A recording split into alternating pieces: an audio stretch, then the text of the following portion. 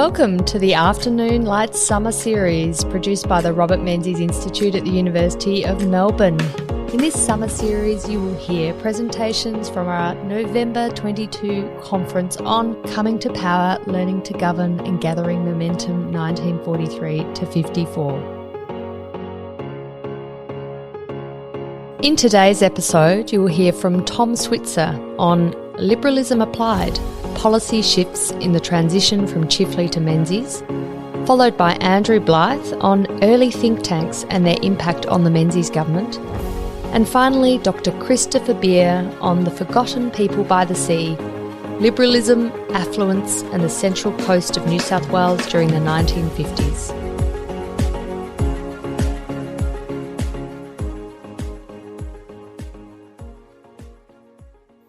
Thank you very much, Georgina.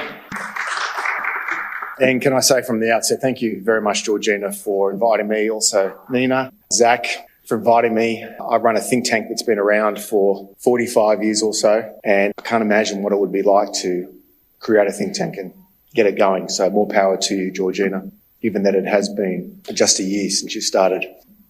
We mentioned some wit of Robert Menzies, and I thought not enough has been said about his wit.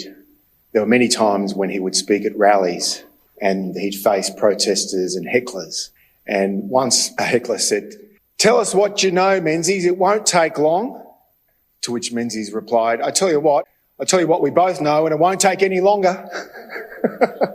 My other favourite bit of Menzies' wit was at an election rally and some heckler intervened and said, "Menzies, I wouldn't vote for you if you were the Archangel Gabriel." And to which Menzies replied, "Madam, if I were the Archangel Gabriel, I'm afraid you would not be in my constituency."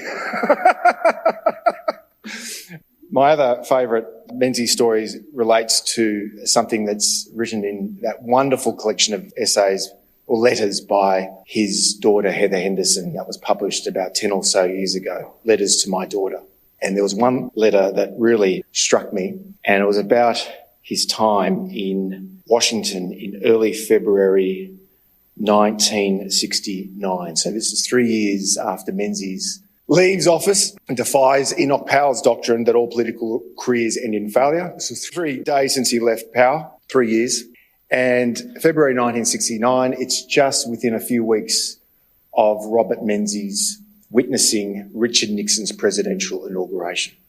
And Nixon invited the former Prime Minister to the Oval Office for a private lunch. And the other distinguished guests included a very young National Security Advisor, Henry Kissinger, who at this stage was not a household name, the Secretary of State, Will Rogers, and Thomas Dewey, who was the Republican candidate in the 1948 presidential election against Harry Truman, and 2 senior State Department figures on East Asia. And you just think about that. A former Prime Minister, 3 years after leaving office, being courted by the most powerful man in the world in his private office within just weeks of his inauguration. But the episode was more curious for another reason, and this is what Menzies told his daughter. Quote, "While the new president and all the others present put questions to me and were anxious to get my views and, where possible, my advice," Menzies went on to say, "I was able to look back with a wry smile and remember that since I retired 3 years earlier, no member of the administration in Australia, or for that matter, no member of Parliament, has ever asked me for my views on anything." Isn't that interesting? So he was seen as a bit of a fuddy-duddy, unfortunately, in Australia in that period in the mid to late 60s, but he was lionised by the President of the United States. Nixon and Menzies did have a good relationship. I found a document that's not related to my talk today. It was in September 65 when Nixon was widely regarded as discredited, damaged goods, because he lost the presidential election to John F. Kennedy in 1960, and then he lost the governorship of California to Pat Brown in 1962. These were Nixon's wilderness years, and it was widely believed that his political obituary had been written. And Nixon came to Australia in September 65 and spent a night with Robert Menzies at the Kirribilli House, and they had a lovely dinner together. And the next day, Nixon wrote Menzies a letter where he said something along the lines that, "Please tell me that one day when you retire from office, you will write a book about great political comebacks? How is it that someone like you, who was damaged goods after the 41 election, particularly after the 43 and 46 elections, how did you come back and be in power for so long? And it's a very important lesson for all politicians who have been written off.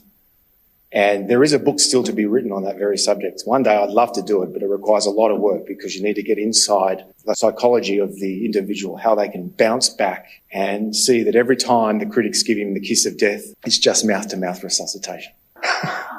And that's what happened with Menzies and indeed Nixon and various other politicians. I want to just start by acknowledging various secondary sources for this paper. I don't claim to be an historian, although I did study history, and I haven't looked at the primary documents on these issues, but I think it's important just to say from the outset that I'm indebted to David Kemp. As you all probably know, David has published 5 volumes of liberalism, and in my judgment, his best one is volume 4.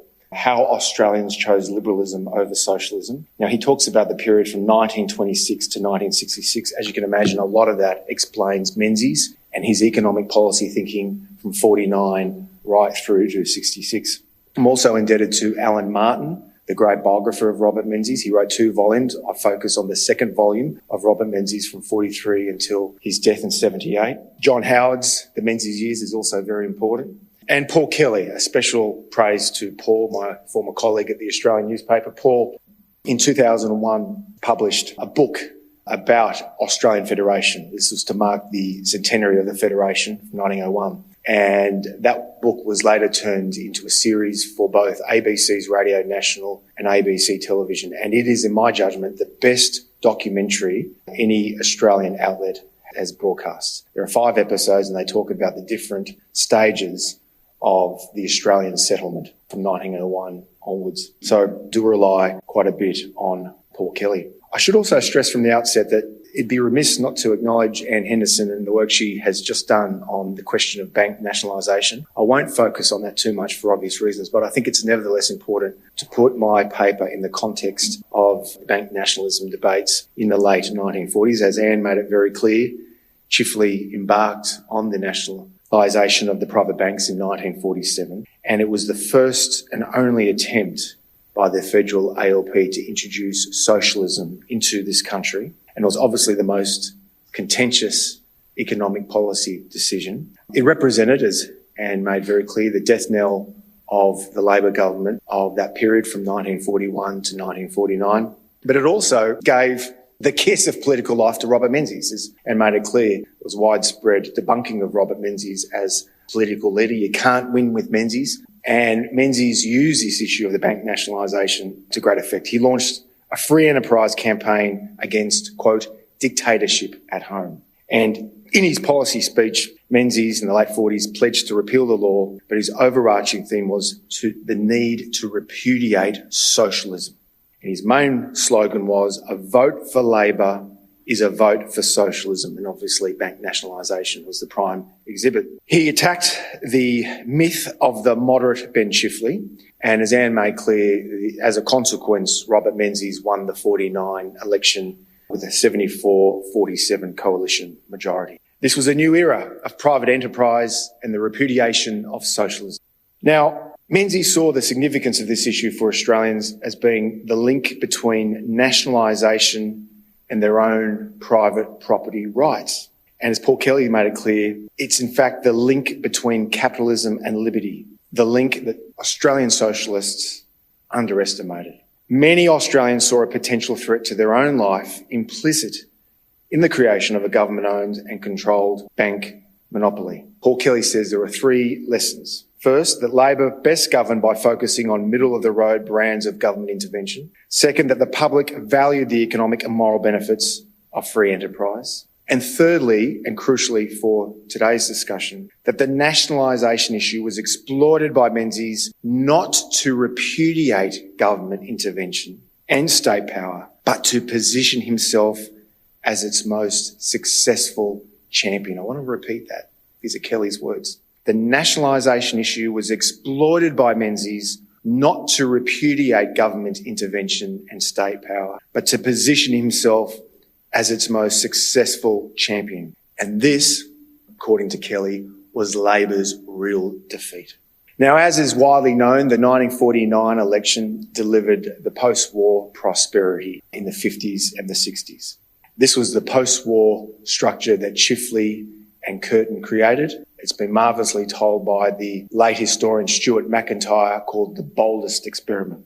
But these legacies would be enjoyed by not Chifley and the Labor Party, but Robert Menzies. He skillfully turned this into a Liberal Party issue.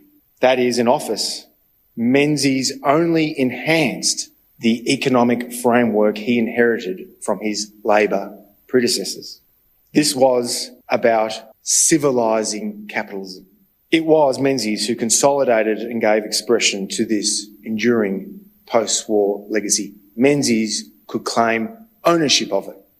And that's why Paul Keating, who was one of Menzies' staunchest critics, particularly in the 1990s when Keating was Prime Minister, hardly a day went by without Prime Minister Keating bagging the Menzies legacy in Parliament. And he later lamented, quote, "We, Labor, we built the post-war structures and gave it to the Liberal Party. We gave it to Menzies." Yeah, exactly. Classic Keating. So I think the point to bear in mind here is that Menzies was a man of his time, he was a creature of his culture. And a classic case in point is what he did after the December 49 election. Now, there were calls, particularly within the co-governing Country Party, the later day National Party, to cleanse the public service, all the public servants, the civil servants who'd been aiding and abetting the Chifley Curtin agenda. There was a call from his own ranks for Menzies to cleanse the civil service or the public service from those who served Chifley and Curtin. But Menzies had no purge of bureaucrats upon his victory in 49. And I think this is important. He retained the services of Nugget Coombs. Nugget Coombs, a major public servant during this period, including into the 50s and so on. He relied on Coombs. Menzies valued his public service and usually took their advice. Now, in policy terms, Menzies brought to its finest pitch this point about civilising capitalism. And if you look at the period, unemployment hovered around 1 to 1.5%. Home ownership grew. The role of the Commonwealth government expanded. Menzies was dedicated to the growth of Canberra as a city and the capital. Arbitration and protection, the foundation Australian institutions, were upheld and advanced. There was no such thing as industrial relations reform. And of course, the Chifley's immigration program, To Populate or Perish, implemented by the Immigration Minister Arthur Calwell, who later served as the opposition leader against Menzies in the 1960s. Menzies kept that going and kept the White Australia policy. I think this is an important point to bear in mind, although this is hardly a novel observation. Usually when I write columns and write papers, I do try to challenge the conventional wisdom.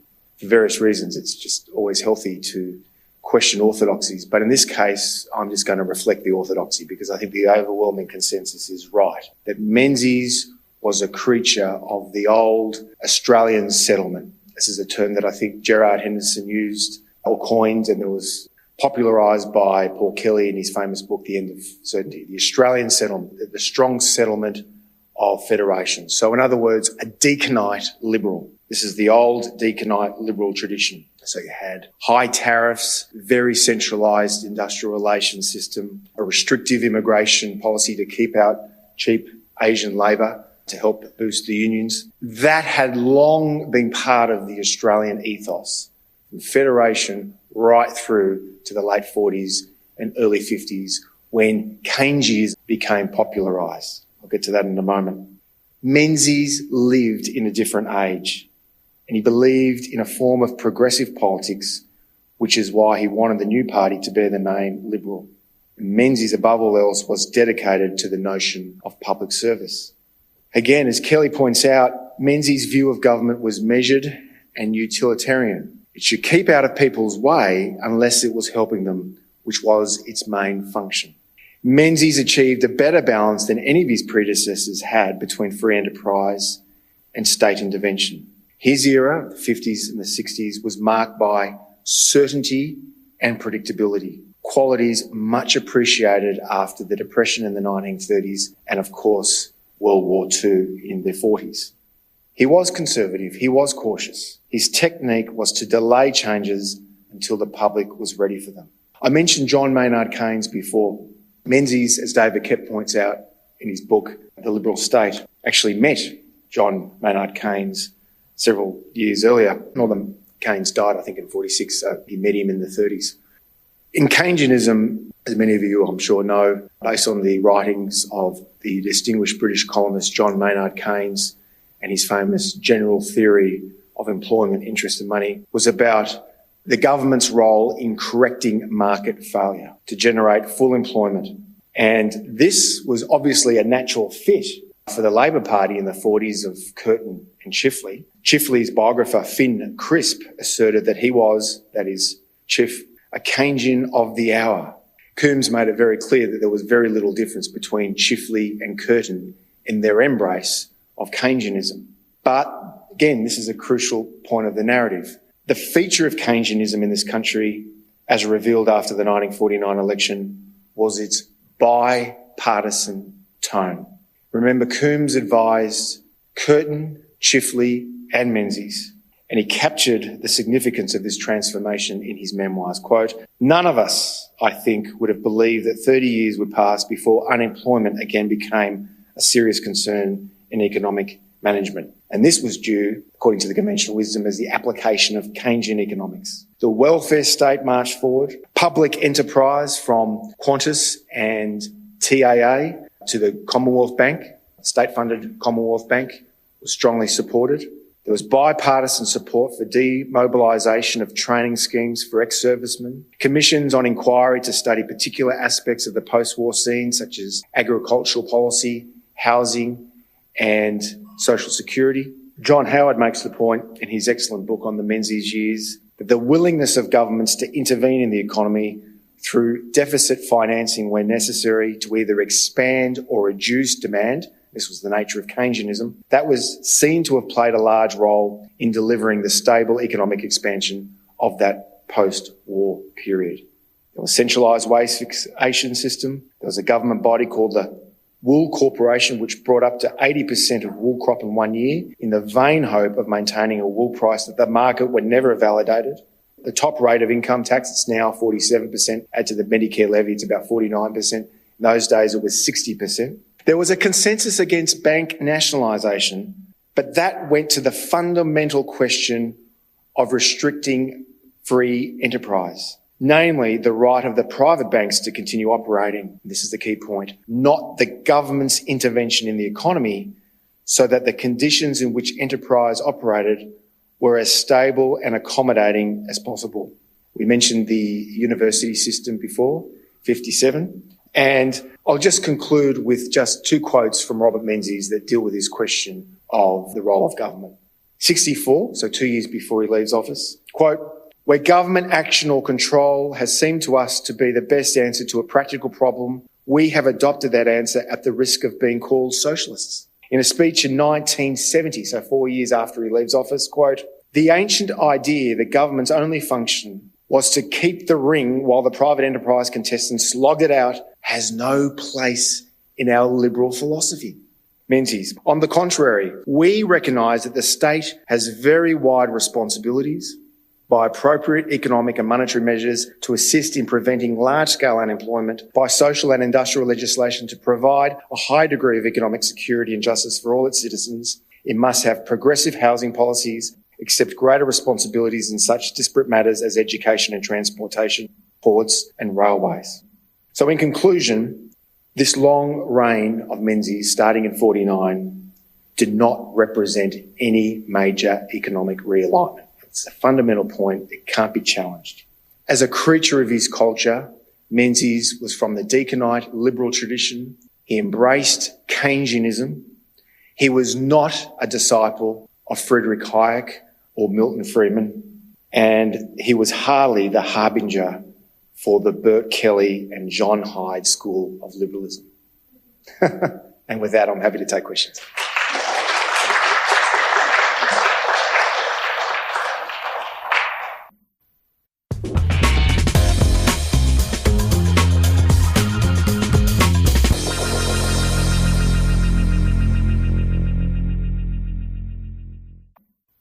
Thank you very much, Georgina, and to you and Zach and Nina for all your hard work. Having convened a couple of annual conferences myself over the last 6 years for the John Howard Prime Ministerial Library, I know what it takes to make an event run smoothly and then fall in a heap when everyone goes home. So thank you, and for your kind hospitality as well. I too would like to acknowledge John Nethercote and Peter Reith, both friends of the Howard Library. We are the custodians of Peter Reith's diaries, which were published as the Reith Papers, which is a cracking read. The diaries are even better, but we can certainly make them available if you're not going to misuse them. Both good friends, so my thoughts are with their families as well. Aaron, the best angle for me is from the car park. Nicole, enjoyed talking with you this morning and listening to what you were saying about devices. So my father went to Flinders University when it was brand new. He was a policeman and studied at night. And from the bedroom, I genuinely thought he was doing a degree in theology, with the two words that were said quite a lot, with the scrumpling up of the paper. But one of the things that I treasure is that when he passed, I made sure that I kept the typewriter. So things were different when the electric typewriter came to our house with the built-in liquid paper. It was very quiet in that room, but some things stay with you. So thank you for that retrospective. Unfortunately, David Kemp's not with us, but I am grateful that whenever I call David, he answers, and I very much appreciate his insights, as well as sharing a couple of documents allowing me to draw on their historical significance. First, some background, if I may. I'm undertaking a doctorate in public leadership through the University of New South Wales, focusing on think tanks and policy influence. And my case study is the Australian Strategic Policy Institute, or some of you may know it as ASPI. My research began in 2019, so pre-COVID, and then through COVID, and the other side of COVID, I'm still going. But I've interviewed 46 political, media and academic and think tank actors, and I decided to undertake this project as I've been intrigued by the role they play in shaping national policy development. Like some of you, I've engaged with think tanks for over 2 decades in a professional capacity and have been a member of 2 of them. And I welcome the chance to share some of this research and how it relates to the Menzies era. So think tanks come in many shapes and sizes. Competing definitions vary, making it difficult to provide a reliable figure on how many occupy the think tank landscape. For the late James McGann, Director of Think Tanks and Civil Societies at the University of Pennsylvania, that's his definition. But in shorthand, I'll go with helping to bridge the gap between knowledge and policy. McGann and his colleagues estimate there being some 8,000 think tanks globally, with the bulk existing in the United States. Ian Marsh, an early Australian think tank analyst, estimated some 15 think tanks existed in 1972, with that number increasing to 75 in 1994. McGann lists 45 think tanks in Australia. Trent Hagland, who recently submitted his thesis on think tanks through the University of Sydney, claims there are some 95 think tanks. So you can see where the definition can actually be broad, or you can bring it in and determine also then the characteristics of think tanks, open that debate up even wider as well. In the period that we're focusing on today, there were 2 organisations established that we consider to be think tanks today, with a third entering in 1960. These organisations are the Australian Institute of International Affairs, formed in 1933, the Institute of Public Affairs, established in 1943, and the Committee for the Economic Development of Australia in 1960. Ian Marsh and Diane Stone persist that Australia's think tank industry evolved through 3 waves. Others suggest ripples, each heralding the arrival of a new class of institutes closely emulating the evolution of the British industry. The first wave stretching from pre-World War II until the mid-70s, spawning relatively few policy institutes.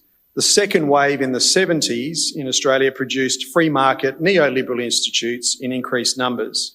The third, from 1990 to 2000, is distinguished by the rise of left-leaning think tanks. The fourth wave, associated mostly with the Howard era, spawned 28 new institutes, a transformational period for the think tank industry. So much has been written about the history of Australian politics between 1949 and 1972, detailing reflections on the politics and events of that period, dominated by Robert Menzies. But little, however, is said about Menzies sowing the seeds for the rise in think tanks during the second half of the 20th century. My chapter for the second book will explore the advent of research-based policy institutes in Australia, illustrate Menzies' engaging of external experts, highlight his pioneering of the contestability of ideas, and assess the influence that early think tanks had on the Menzies government. In wanting to leave behind the stresses and struggles of the Great Depression and the Second World War, Australians in the 1950s now sought security, social order and stability. Stimulated by optimism and growth, Australia saw the birth of the prosperous society. During this period, state intervention in the economy drove economic growth, largely through rapid population growth and the transition to manufacturing production. While the decade of the 1940s saw the Australian economy devoting much of its resources to the national war effort, the post-war decades, the 50s and the 60s, regarded as a golden age, saw the Menzies government pulling all economic levers at its disposal to sustain the economic boom. Over the next decade and a half, Menzies would be a champion of free enterprise and a believer in Keynesian economics rather than laissez-faire capitalism to support full employment and the welfare state. Keynesian policies range from state subsidies for primary export industries to highly protectionist industry policies. The government also implemented full employment strategies, encouraged high levels of direct foreign investment, and pursued an expansion in immigration levels. As Australia developed and grew, the demands on government increased in both range and complexity, and so too did the public service change in terms of both its structure and services offered. 50 years on from Federation, the Commonwealth Government's ascendancy in the affairs of the Federation were increasing. Increased magnitude, scope and complexity of government activity resulted in an incremental dependence on professional advice. In opposition, Menzies relied on the IPA in developing the policy platform for the Liberal Party. His relationship with President Coles and inaugural director Charles Kemp was instrumental in shaping the beliefs and values of the Liberal Party. In his Forgotten People address in 1942, Menzies argues against special interest groups, including unions and business lobbies, seen by Menzies as the officialdom of the organised masses. Governing in the national interest was no easy task. With competing voices at his heels, on one hand the Chamber of Commerce arguing for unrestricted importation of goods and the Chamber of Manufacturers demanding import controls, Menzies believed strongly that the purpose of the political process was to determine what is the national interest. Addressing the IPA annual dinner in 1954, Menzies proffered, "What I liked about the institution of the IPA was that it was designed to get people of moment, of significance in the industrial and business world, to do some clear, objective thinking. For after all, a government goes in or a government goes out. But what matters in the country is that there should always be a body of honest, objective thought, which means that a great number of leaders of opinion have clear minds and clear long-range ideas." Further, he adds, "And I would like to say to George Coles, and I would like to say to my friend Kemp, that the publications of the IPA have, to me, and I don't doubt to many other people, been beyond value, because they have always set out to be objective and to be philosophic, to put the matter in the broad, to give us all an opportunity of fitting our thinking into a real pattern."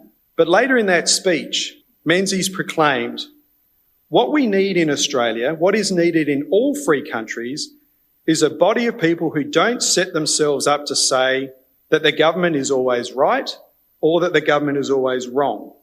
Because speaking as one with a fairly long experience in these fields, I know nobody better that a government is not always right, that a government can feel that it is right most of the time, and what's more important, always feel that it was honest about what it did, even if it turned out to be wrong, that is much as any mortal person in public affairs may aspire to."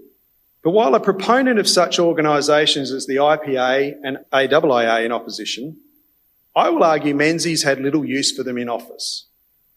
Yes, he would accept invitations to speak at annual conferences, but he would rely more on senior members of the public service when in government, much to the chagrin of his more noticeable supporters in business and eventually the Australian public. Menzies did, however, take steps midway through his premiership to reach out to experts for advice. In December 1956, the Menzies Government commissioned Sir Keith Murray, the chair of the British University Grants Committee, to head an inquiry into Australia's university system. Menzies, wanting to identify ways for the federal government to contribute to their development, wrote to Murray inviting him to, and I quote, investigate how best the universities may serve Australia at a time of great social and economic development within the nation. Menzies set Murray a cracking pace. Murray had 3 months to inquire and deliberate on the future of Australian universities, and Murray met the challenge. So here's the report here, if anyone would like to look at it.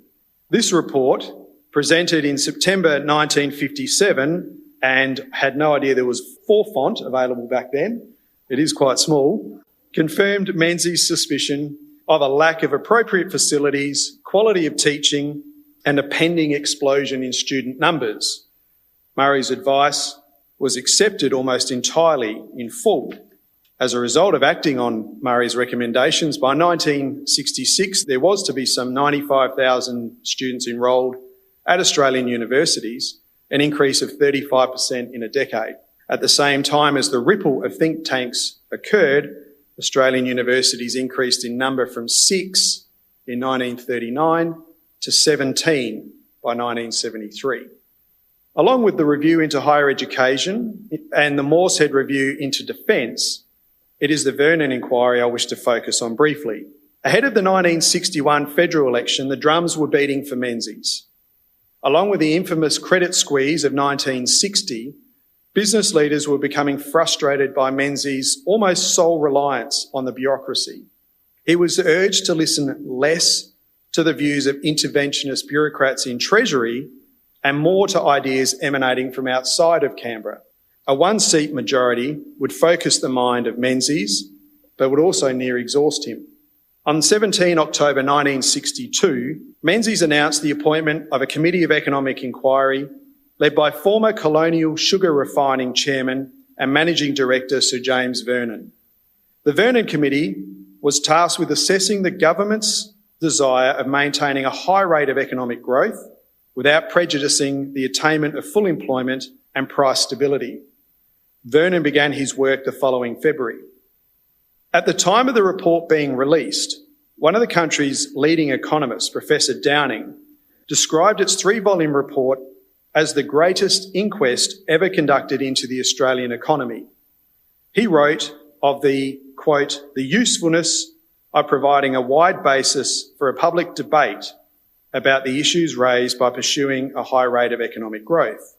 The report's most recognised recommendation was the creation of an advisory council on economic growth to review the country's experience and prospects of growth and to provide a forum of debate, consultation and communication about various matters concerning the economy.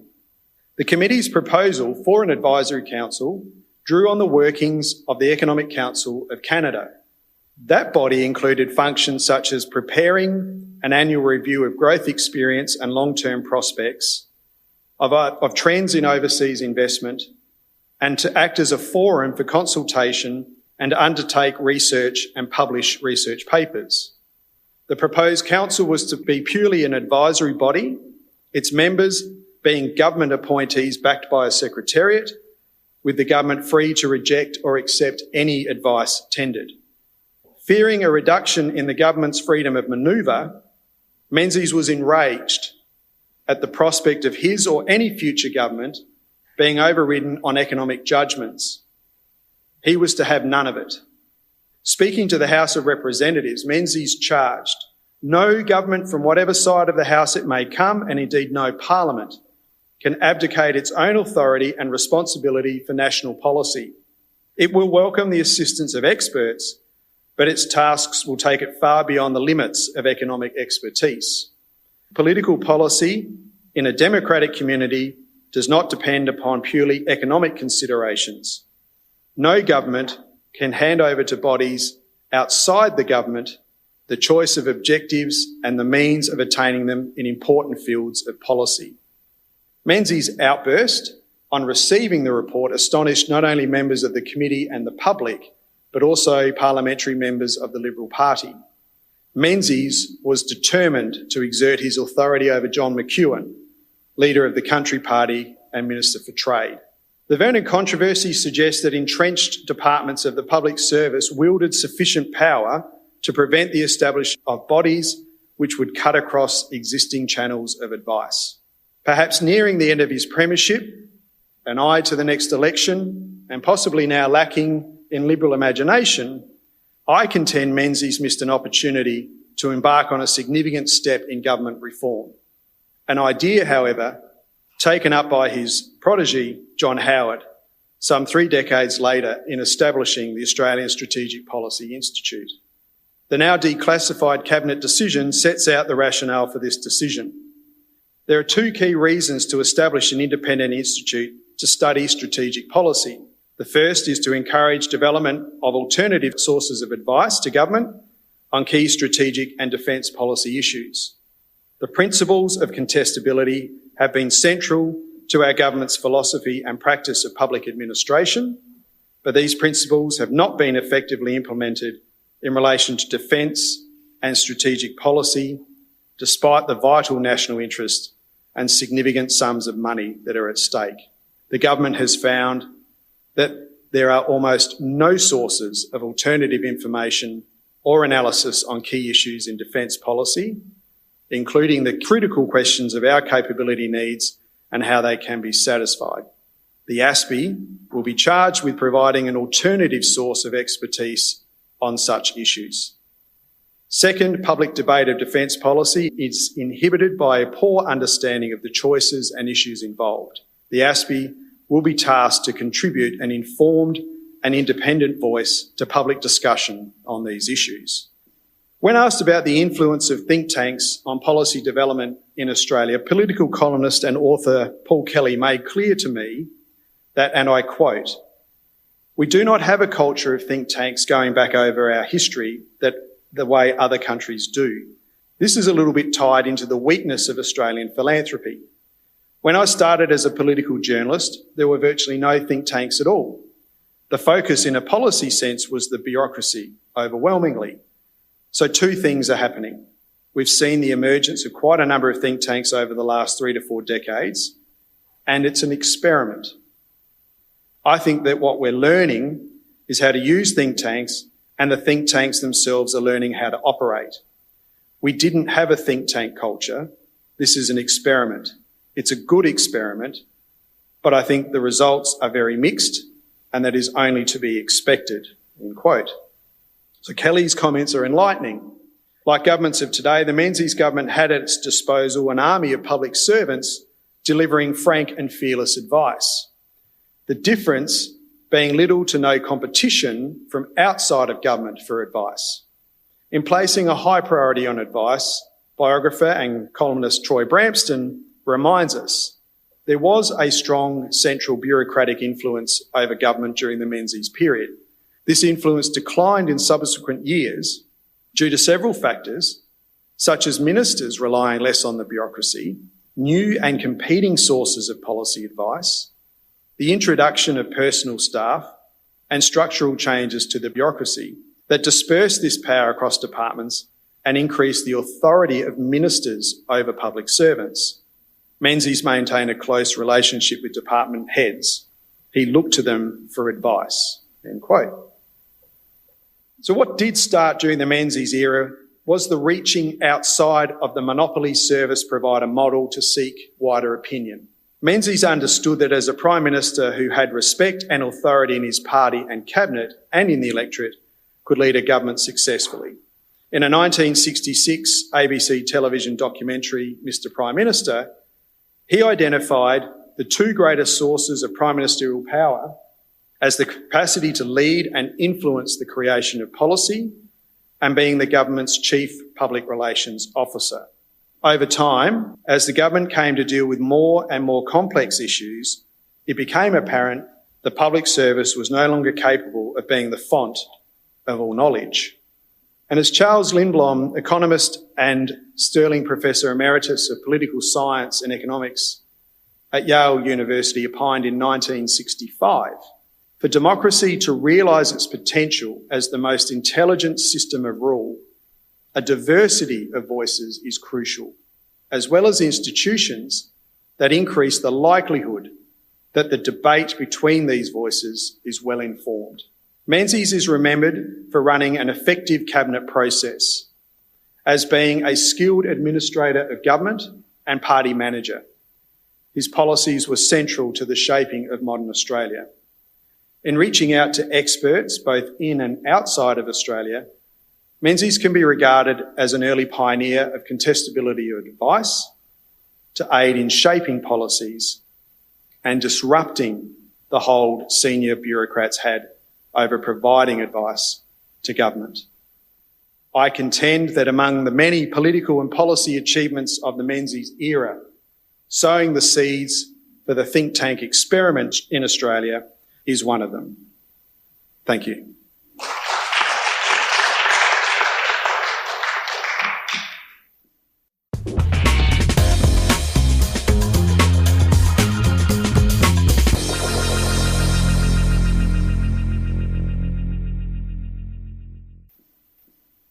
Thank you for having me, and I'm very glad to be here. My name's Chris Beer. I'm affiliated with the University of Newcastle. I'd like to begin by acknowledging the traditional owners of the land that we are gathered on, and that this project engages with the land Darkinjung people.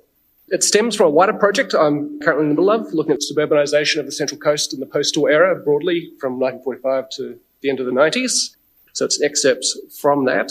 My personal background and interest is in urban politics. And I guess for today, I've chosen to provide a regional history of the Menzies era, noting that the Menzies period of government was experienced in different ways in different parts of Australia.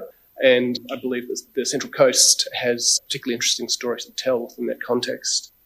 Okay, so the region. So for those of you who may not be familiar with where I'm talking about, the Central Coast lies between Sydney to the south there and Newcastle, hence the name Central Coast, essentially the centre of the coast of New South Wales. Its main town is Gosford, which presumably most people will have heard of. Other places you might have heard of include Woy Woy, home to Spike Milligan's mother, a famous comedian of the mid-century period, and Tarragil is the other perhaps notable settlements, perhaps more famous for ALP politics. There was a notorious 1975 conference there, and a faction in state politics were known as the Tarragils in the 90s and early 2000s. So that's a little bit of Australian political history from the region that I won't be touching on today. In terms of its look and feel, basically think of the northern beaches of Sydney, so the area from Manly to Palm Beach, roughly that sort of coastline, that sort of environment. And for purposes of this talk, think of it essentially a rural area in 1945, characterised basically by forestry, market gardening, some small holiday guest houses. Although it is notable for having a coal mining industry in the northern part of the area. So the Lake Macquarie area, sort of adjacent to the Hunter and Newcastle, did actually have coal mining, and that's part of its political story as well, as you might imagine. Okay, so speaking to the broader context, the Menzies era has its own, I guess, historiography in terms of Australian urban history. At least one person earlier today has already mentioned that it was a period of making a property-owning democracy. Australia's always had historically high levels of home ownership, and this period went to its absolute maximum. So it started with roughly 50% of people were homeowners around at the end of the Second World War. Mid-60s, that reached in excess of 70%, and for some cohorts, younger people, that actually touched 90%. This is the absolute ascendancy of the era of property-owning democracy. And this was a deliberate effort of government policy.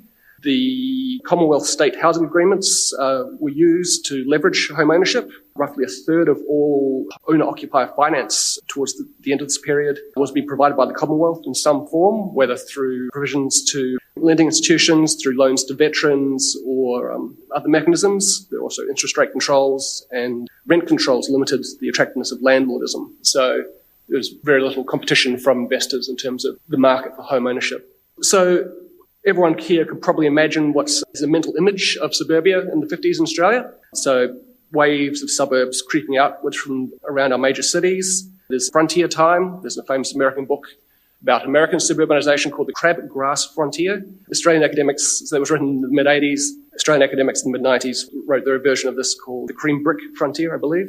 So it's that sort of physical manifestation of the Menzies era is perhaps a really strong mental image. It was the commencement of mass automobility. So the image on the right of this slides show an arch built by the motor industry lobby group to commemorate the visit of Queen Elizabeth II in 1953. That's Macquarie Street in Sydney running down to the harbour. So that was very much part of the era of Menzies urbanism. Of course, the government's one of their key platforms in 1949 was getting rid of petrol rationing. So that was clearly a boost towards that direction in our cities. Other key issues or other key things that happened was the commencement or the continuation of mass migration to our cities. That was again mentioned. Something like 2 million people migrated net to Australia from a starting population of 8 million in the decades up to the 70s. And alongside that, growth is also driven by the baby boom, of course, but perhaps less well known is the marriage boom behind the baby boom. So during this period, 95% of women were married at some point in their life, which was contrasted with the historical average of 85% for the First World War. And of course, then there's the overarching narrative of this being an age of affluence. The term milk bar economy has been used by Copland to describe this. It's one of those terms, I guess, like the lucky country that was perhaps used originally ironically or derogatively, but in fact actually sounds quite good when you think about it. So one of my PhD supervisors, Nick Brown, he wrote a great history of the 50s called Governing Prosperity. It talks about this being an age where freedoms and satisfactions were finally achieved like the austerity of the 30s and 40s. So just to round up those things in the slide, that last point in that slide is decentralisation was another key theme of this era. So even though our cities were growing enormously, there was still a lot of public debate around pushing people out to the regions, not pushing, but encouraging the development of the regions, a bipartisan thing. Some people saw this as an urban efficiencies thing. It's more efficient to have people spread across the country rather than clustered and congested in major cities. Others saw it as a moral project in place people could have fuller community lives and be better citizens in the lower key environments offered by regional areas. So from that background, I'll move on to the Central Coast specifically. The image on the right there, for those of you who know the region, is north of Oka in the early 50s. Today, the median house price is 1.7 million. It's a lot more if you're on the beachfront. But as you can see, it was reasonably low key back then. So I'd like to think of the Central Coast as something of a crucible of Australian sea change. So sea change is really one of the big demographic stories of Australia in the second half of the 20th century. And the Central Coast, perhaps along with the Gold Coast, is one of the regions where it really started and got underway. So during the period of interest to this conference, the Central Coast population jumped up from about 30,000 to about 40,000. That was associated by a building boom. So that was complemented by a building boom, which saw more than a doubling of dwellings in the region. The demographics behind this are kind of interesting. It had very particular people's stories behind this. A lot of older people. The demographics were definitely of older people who'd moved there for retirement. They were overwhelmingly Australian-born as opposed to new Australians. And there's also an element of long-distance commuters to Sydney. So for those of you who, again, know the region, there's a nice motorway between Sydney and Gosford, Sydney and the Central Coast these days, which is very spectacular, carving through the sandstone country. The road like that back in the Menzies era was nothing like that, so you would have to been very committed to have driven it, or there were steam trains that also offered connectivity. So nonetheless, people were willing to make that distance then, and as they are now. So even today, something like a third of the workforce of this region still commute to Sydney proper to work and live by the beach. So I've got that second from bottom dot point is about the land market. So it's quite interesting. So the home ownership rate exceeded that of Australia as a whole and Sydney as a whole. A substantial proportion of that was actually weekenders or second homes. So this is really as the affluent society made, maybe not brick, but certainly fibre by the beach. It's a real transformation of the Australian built environment through.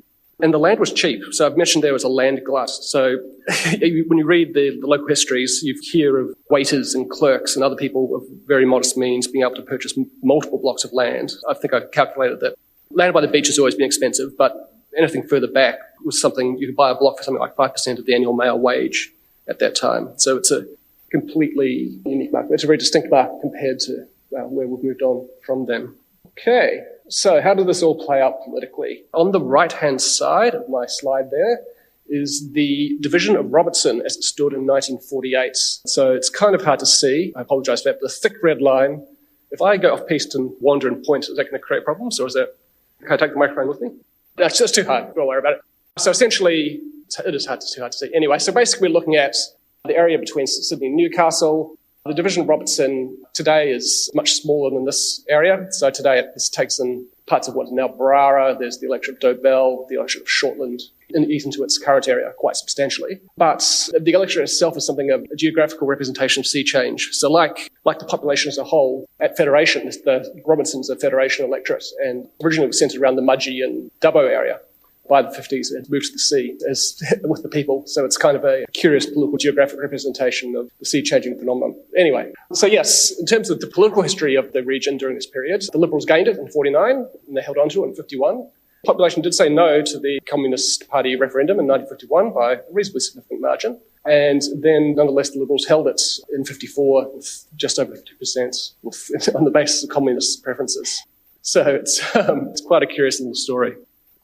Okay, so my slide here, the man on the right is Roger Dean, who was the Liberal MP throughout that period. So as I mentioned, he picked it up in 49. His family background is, I guess, perhaps typical of the non-Labour side of politics. His family owned a brickworks in Newcastle, served overseas during the Second World War, also in the Northern Territory, was a lieutenant in, I believe, the army. Came back, got into politics, met his wife. His wife was a secretary in the Liberal Party office, and 1949 election, he got pre-selection essentially as a compromise candidate.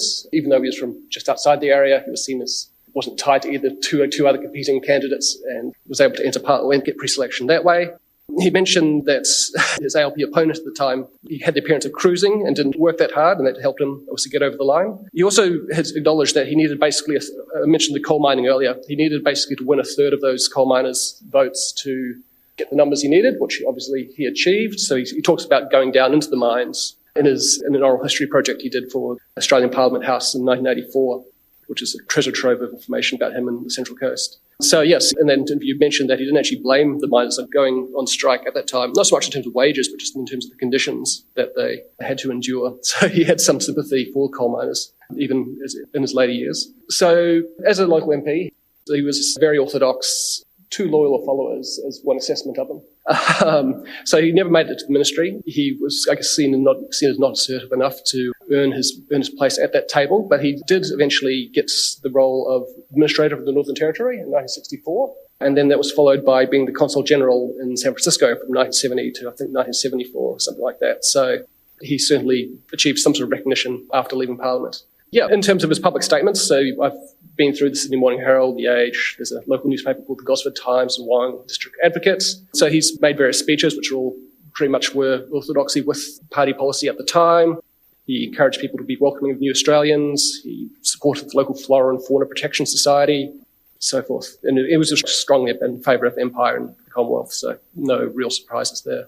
In terms of anti-communism, that does come through as a theme in his 1984 oral history transcript. So he certainly supported the government's position on that and spoke publicly and did his bit in the electorate to make the government's case, even though the electorate didn't go that way ultimately. But that's not to deny it was a real issue for local people. In terms of other sources, the local newspapers note that the council rejected the Eureka League, i.e. the youth wing of the Communist Party, from having summer camps on the Central Coast. And also I came across an example in a history of one of the beachside suburbs where a women's association in the 1950s had their rules, and one of those were no communists allowed.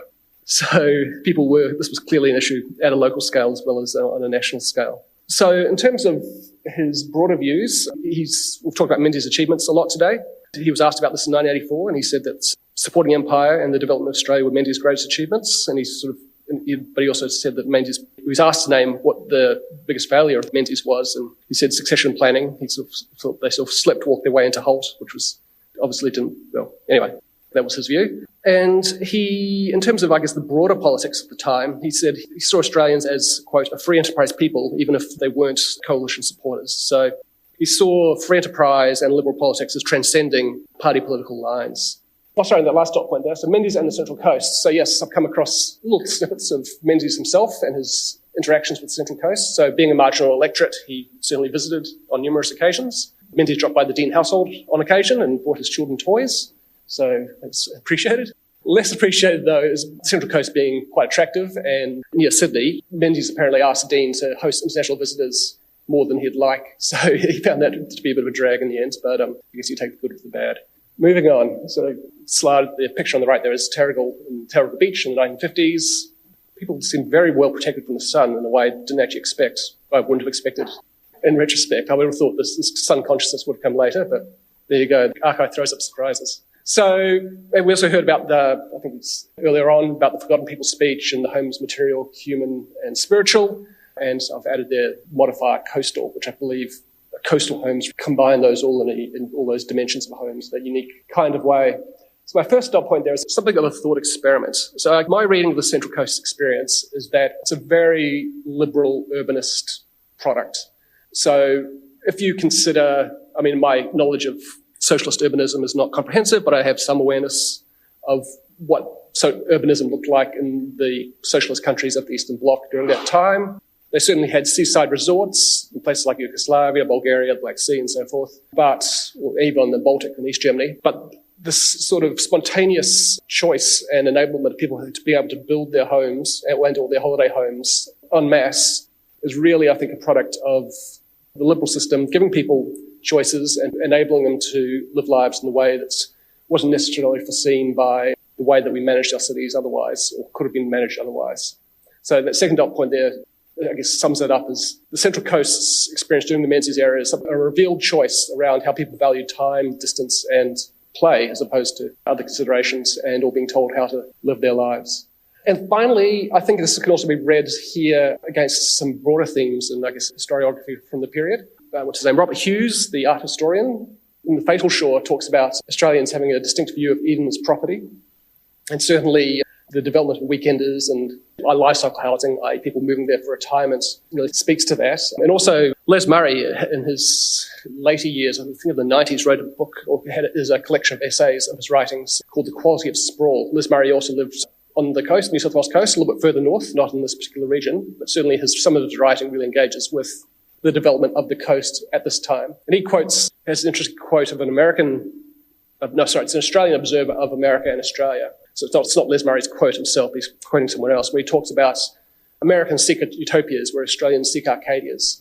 And I think this movement to the coast that was enabled by our liberal urbanism at the time speaks to that Arcadia seeking of nature and homes and lifestyle being enabled by the politics and policy of that period. So that is my story of the Central Coast. Thank you for your time.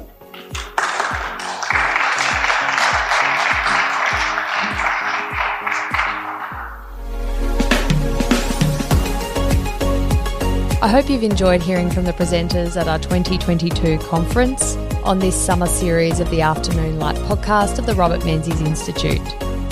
To hear more from the Robert Menzies Institute, please make sure you subscribe to this podcast. Thank you.